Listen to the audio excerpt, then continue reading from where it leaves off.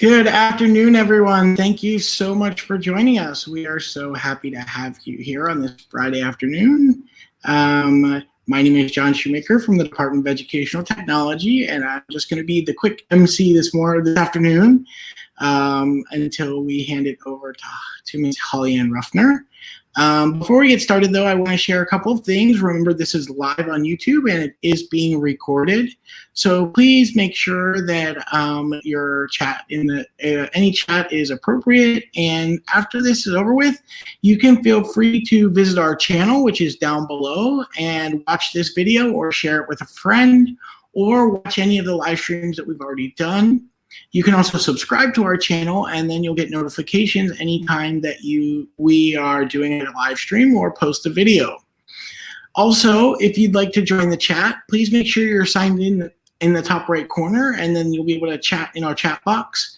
We've got some amazing people in there to help out with any questions you might have, because the presenters are here on a delay. So the minions in there with their little wrenches are the ones that will be the ones to answer any of your questions. And we are inviting your questions, so please ask them, and we'll do the best we can to answer them. And then at the end, we'll do a little bit of Q&A as well with Holly to wrap up. So other than that, we appreciate you joining us. And with that, Holly, would you like to introduce yourself and get started?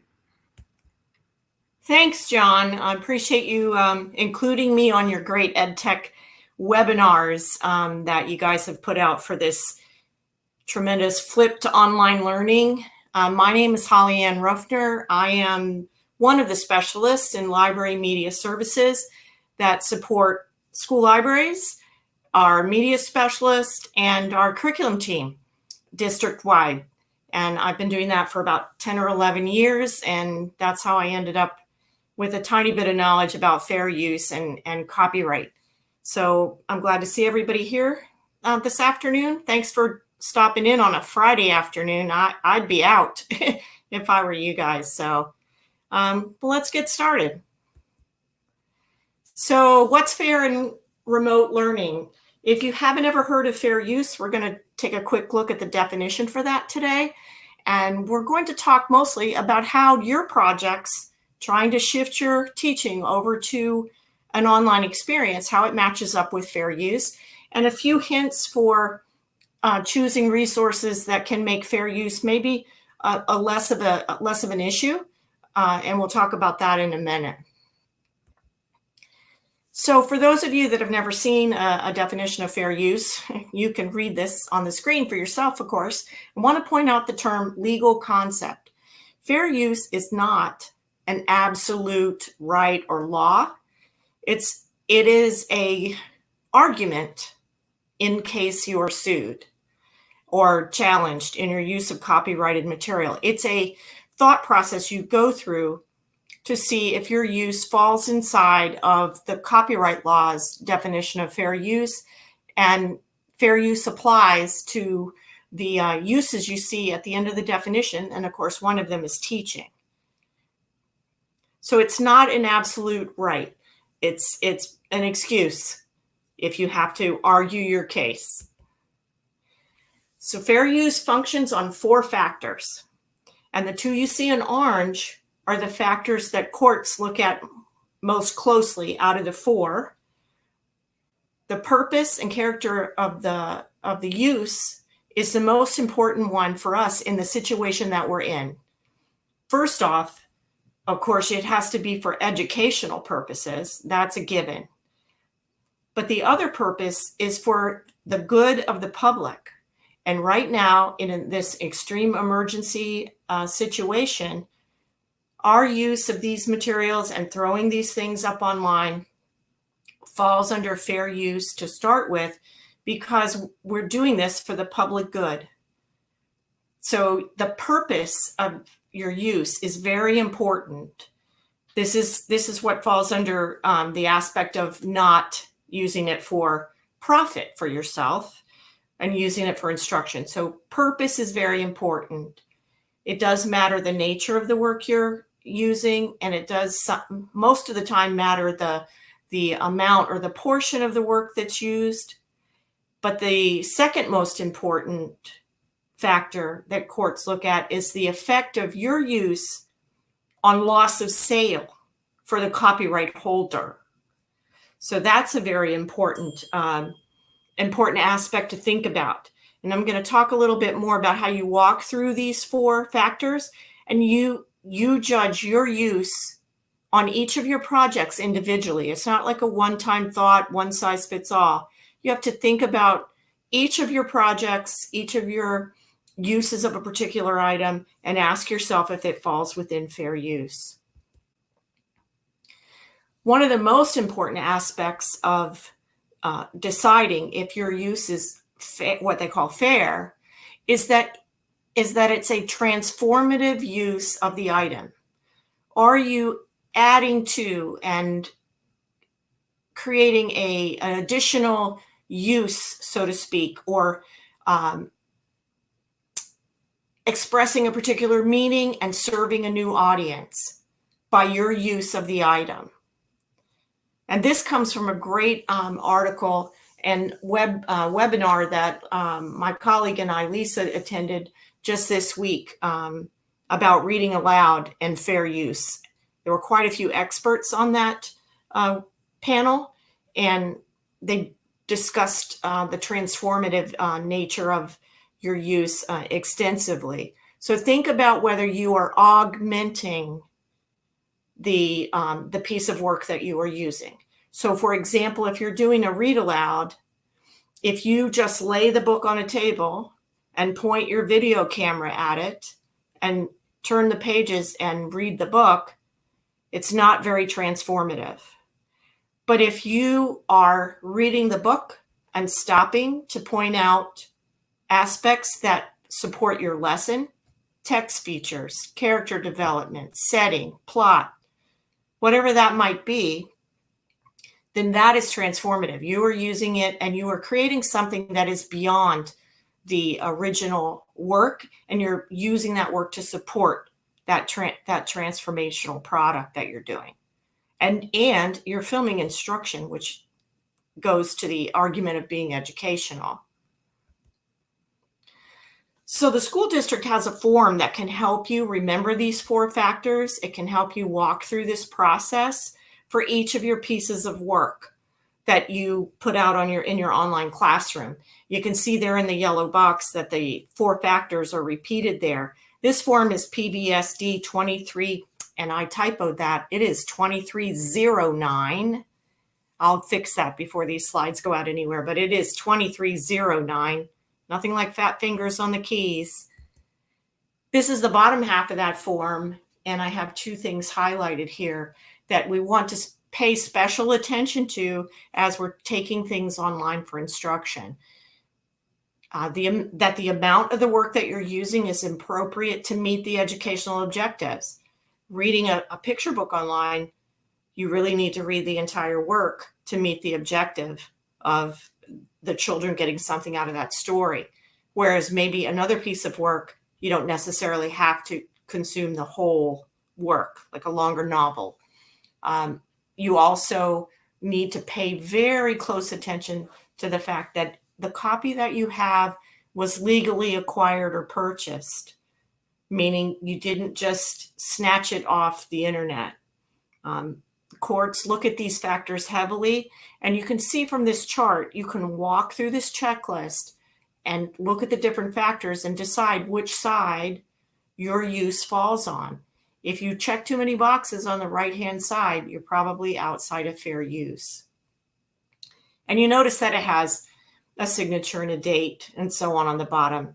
It's an extra protection for yourself if you walk through this process with each project and you document your due diligence and you file this away. I've thought through this and I've decided the use is fair. So you have some kind of argument on your side and showing that you're not just making a quick decision and taking whatever you need and just using it. It's just a good protection to have some documentation. So here's a statement reinforcing that idea of making sure you have a legally acquired copy.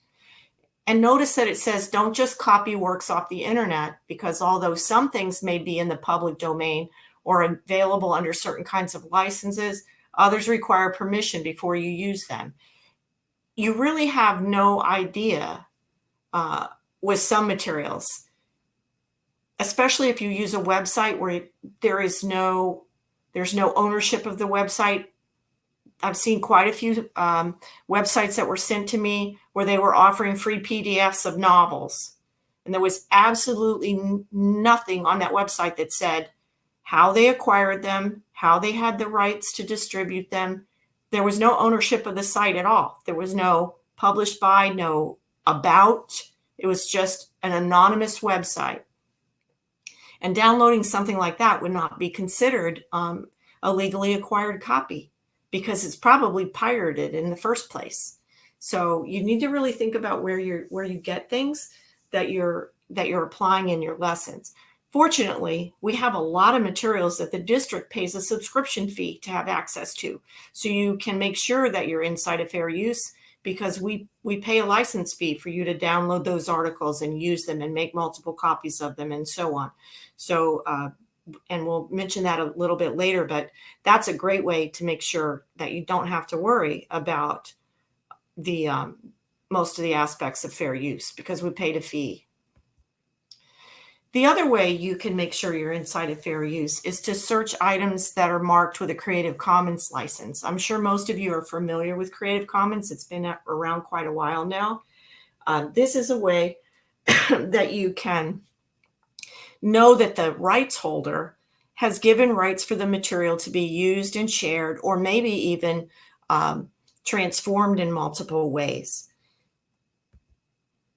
So this is their definition of what Creative Commons does.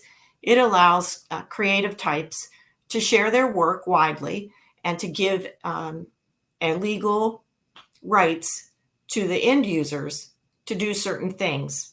And they can describe that, and they can make limitations. And this, you can see all this at creativecommons.org if you've never heard of this. One of the best licenses to look for is the Share Alike license. It's by far the freest, most open, and materials that have any Creative Commons license will be marked with a logo. They all look different depending on the type of license the creative person chose to tag their work with, and they generally have a link that goes straight back to the Creative Commons website and has a full explanation about what you can and cannot do with that particular piece of work. And almost all, well, I would say all of the Creative Commons license, the number one thing you have to do is attribute the work to the creator of the item. And you'll see that when you click their link and go back to the Creative Commons website, excuse me. So here's an example from materials that some of you might be familiar with. The CKLA material, Core Knowledge Curriculum. It is open resource, and it operates under a Creative Commons license. This is snipped from the Core Knowledge website explaining how they're sharing this material and what you have to do in order to use it. And you can see it's long and detailed, and it has the logo and it has a click back to the Creative Commons license page. If you look for these kinds of materials, look for the little black and white logo, and then click back and read what it says you can do. And then follow those steps, and you're golden. So this is a good way to find material that you're allowed to use. So a few tips for staying inside fair use. And I already mentioned using materials that are purchased by our school district. The Ed Tech department sponsors quite a few resources such as Discovery Streaming, BrainPop. Library Media Services pays for about 15 subscription databases that are full of articles, pictures, videos, and we have the right to use those in a non-commercial educational use. Use them inside our Google Classroom lessons and so on. So using those materials is a great first step. Look for materials that are OER, like Core Knowledge. Use resources where the publisher has released the rights during this response to the COVID crisis Library Media Services has a document, and there's a click there. Maybe we can send these out as a PDF, so you can click that, or maybe Lisa can throw that link in the chat. We have a document of things that, a big spreadsheet that has teaching resources that have been released by the publisher temporarily in order to support us during this time. And then a reminder to use Creative Commons licensed material, and there's a link to that share alike license. It'll really, really keep you totally inside a safe zone if you post your materials and recordings behind a login wall. It's a resource where the students have to go through a login before they're in your Google Classroom. So for example, this is totally proves that it's an educational use and keeps you extra safe. Couple best practice thoughts: keeping a copy of any license or release that that you come across to prove that you looked for something, using that 2309 fair use checklist to walk through your ideas about whether or not you think you're inside of fair use. And if you use materials that have been released temporarily for free by the publishers, if you can, do a screenshot of that part of their webpage or that post or that email that you got that said these are free until April 1st or May 1st or till the end of the crisis, just as a backup to prove that, okay, I was using it during this time period when they said this was fully free and I had access to it for educational use. One of the things that trips us up is people want to use their personal accounts and share and remix materials. Look at the license for your agreement for your personal Netflix account, your personal Audible account. They're really not intended for sharing in large groups or public performance. I had one teacher ask if they could take an ebook on their Audible account and play it off their phone into the speaker of their Google Classroom, and you cannot do that. So look for materials that are either OER, Creative Commons, purchased by the district, or have been temporarily released as free to help us out in this crisis. And this is a bunch of links to things you can read to understand this more fully. Some great articles have come out just in the past couple days to help us understand what to do to keep our practices of teaching online inside fair use. If you want a PDF copy of this slide deck with clickable links, you can email me and I'll share a PDF with you. Lisa has some of these links. You can throw them in the chat for you perhaps, but these are all great resources to read if you would like to understand our situation right now and fair use. Okay, well, I wanted to leave a lot of time for questions. I think I've achieved that. You ready to take questions, John? Sure thing, Holly. So if anyone does have any questions, please feel free to reach out in the chat. Go ahead and put your questions up in the chat box. Again, Holly will be sharing her resources with you shortly. We do have them on our webpage. We just have not made that page live yet.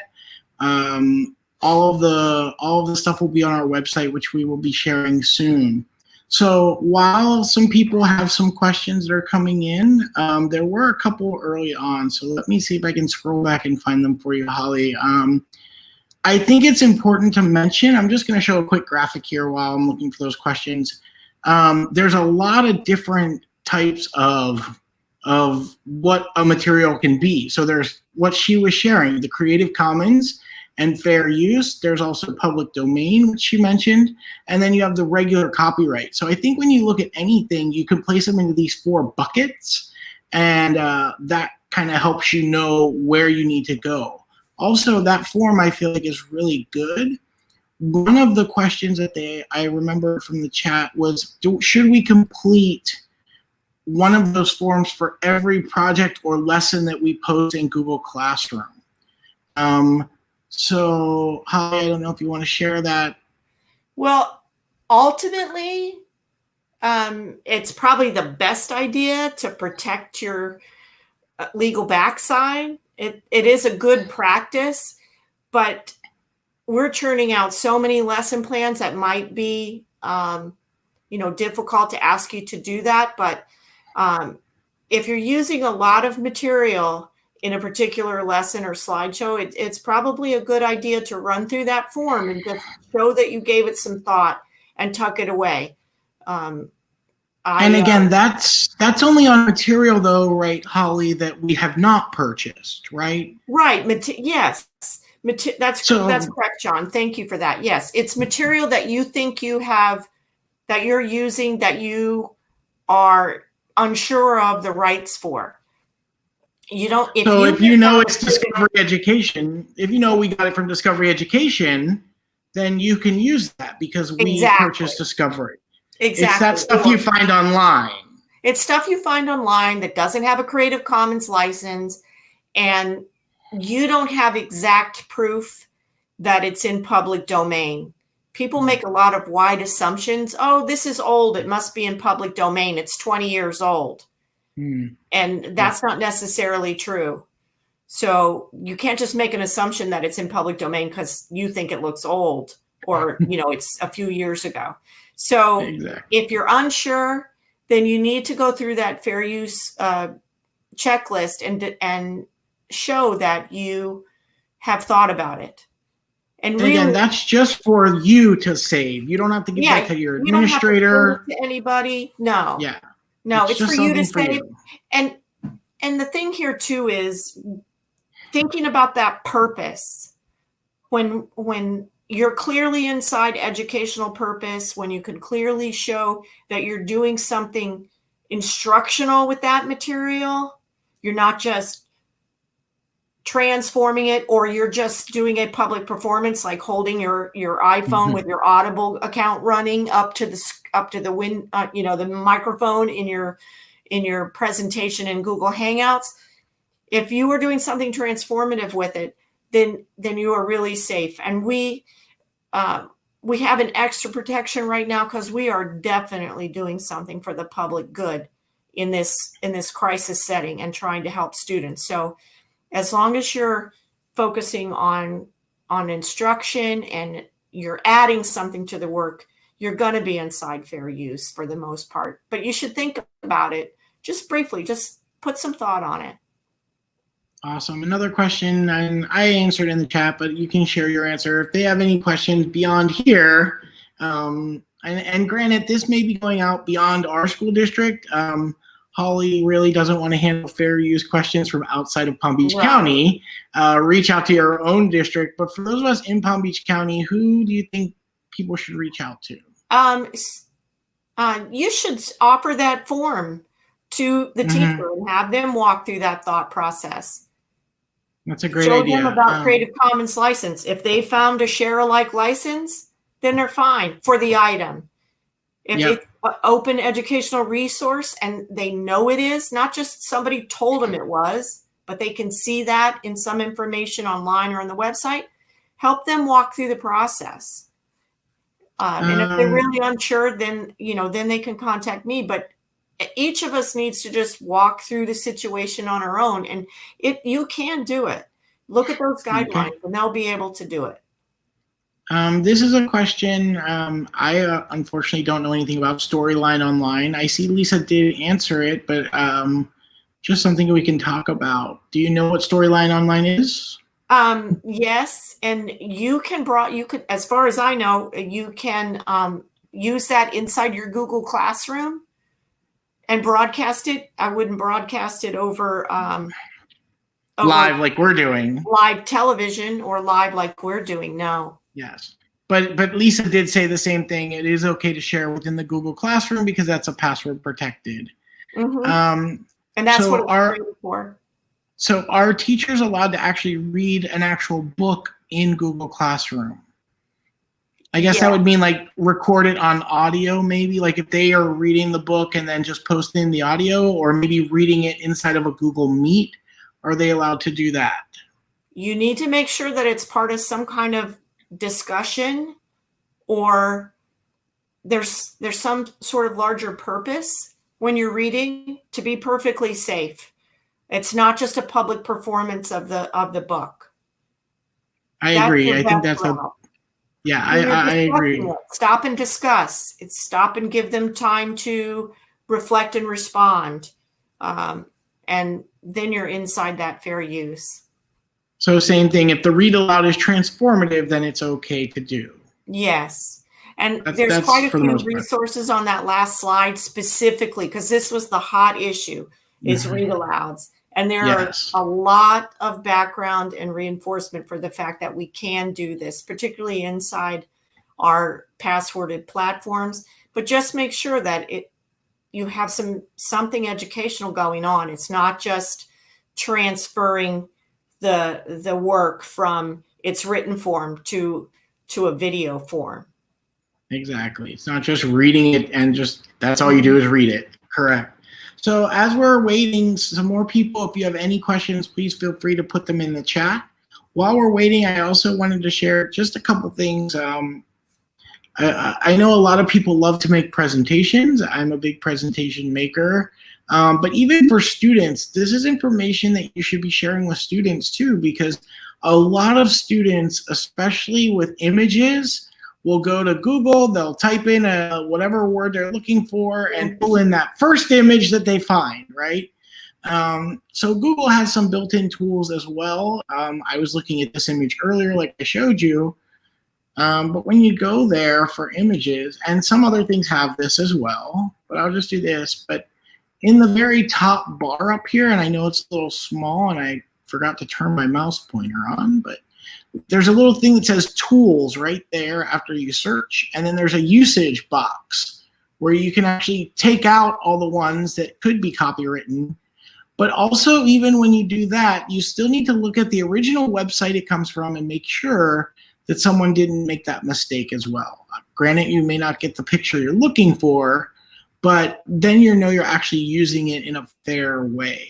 You need to make sure you're not taking someone's copyright and their hard work and just using it yourself. Right. And there's a bunch of resources in terms of images. You can use a resource like Unsplash, and it has the credit for it. You can search Creative Commons, and they have images that are share alike. And then backing up to our paid digital databases, our general encyclopedia type databases like World Book and several of our Gale resources. They're full of pictures and maps and videos, and you can embed those in your lessons. We've already paid for the rights to do that. So a lot of it is just that awareness that, did you even know we have these things? And I think that's always the big thing. That there's so many resources out there, you just didn't even know it may not have existed. So with that, I'm going to continue if there's still questions, please feel free to answer. But I do want to share that we do have some things coming up as well. We have some amazing topics. Some of you may have joined us for our fun disaster on Wednesday when HyperDocs crashed, when the whole platform crashed on us because too many people were streaming live right now. But we're going to do HyperDocs again. But next week, we are going to hit Google Docs heavily. So on Monday, we're going to do the basics of Google Docs. So like your 101. I've never touched Google Docs before. And then on Friday, we're going to do an advanced version for those of you who are, okay, I got Google Docs and now I want to take it to the next level. And that should prep you for the HyperDocs section again. We also have a session on SLSO coming up for Smart Learning Suite Online. So you can use that from home. On Wednesday, we have two amazing special guests. We have Anne from Flipgrid, and we will have Tanya back, and she's going to share Adobe Spark. So please, we do ask you to share all this information with your teachers and admins to get to visit our resources and visit our live streams. Most of you know about our site so far, edtechtraining.palmbeachschools.org. Then the most important place is the calendar here in the middle and the live stream resources at the top. And you'll notice after each of these webinars, you'll notice how the list is growing. So We will be adding the fair use page up there as well shortly, so keep an eye out there as the list of resources continues to grow. So with that, if there are not any other questions, I can let Holly sign off, and thank you for joining us. Thanks, everybody. Have a great weekend. We appreciate